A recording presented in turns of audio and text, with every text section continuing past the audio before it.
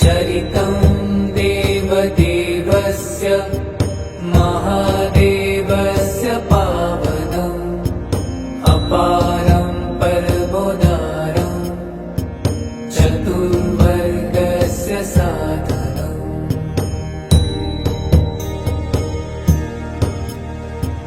गौरीविनायकोपेतं पञ्चवक्त्रं त्रिनेत्रकम् शिवं ध्यात्वा दशभुजं शिवरक्षां पठे नरः।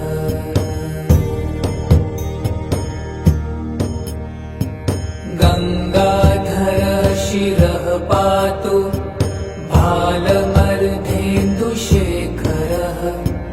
नयने मदनध्वंसी कर्णुसर्पविभूषणः।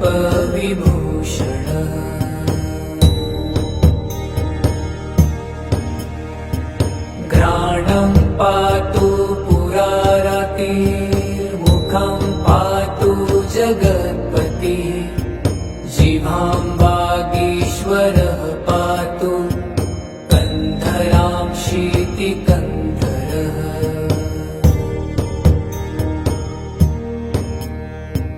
श्रीकण्ठः पातु